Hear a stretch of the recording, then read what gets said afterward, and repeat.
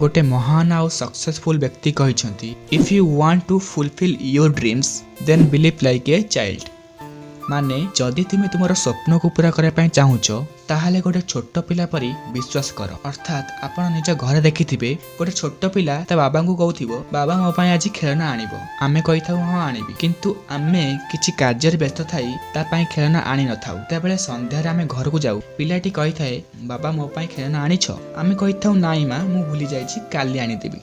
Next day ता परदिन से तुमको पुणी मन पकाइबो आज मो पाई खेलना आनिबो। एमिति से पर्यंत चली थाए जे पर्यंत ता बाबा तांकू खेलना न देइछंती। बेले बेले आम इच्छा नथिले भी आमे ताको खेलना किनिकी देइथाउ। पिलाटी भाबे ना कि मो बाबांका पाखरे पैसा अछि कि नाही, मो बाबा व्यस्त अछंती कि नाहांती। पिलाटी थरे कहिछि माने तार खेलना दरकार ताहाले तार दरकार। ता भितरे सेतिकी विश्वास अछि, सेतिकी डीप बिलीव अछि जे मते से खेलना बा से जिनिस मिलिबो आउ से सेटा अचीव भी करे।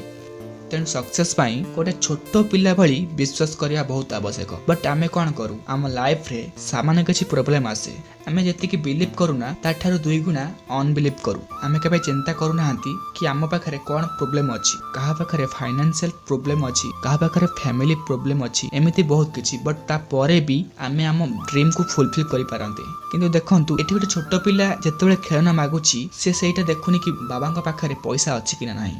तेणु लाइफ रे बिलीफ माध्यम रे बा विश्वास माध्यम रे आम लाइफ रे सब किछि अचीव करि परिबा। आ जदि अनबिलीव करूछंती ताले आमे जोटा चाहूचे ताठारु आमे दूरे जीवा। तेणु लाइफ रे जदि ड्रीम को फुलफिल करिवार अछि सेति पय डीप बिलीफ रखिया को पड़िबो। If you believe in God then God will give you what you want. जदि निज ऊपर विश्वास रखिबे ताले भगवान तुमको सैया देबे जहा तुमे ड्रीम रे देखिथिबो। तेणु निज उपर विश्वास करंतु आउ कर्म करंतु, आपण सब किछि पाइबे जहा आपण चाहंती।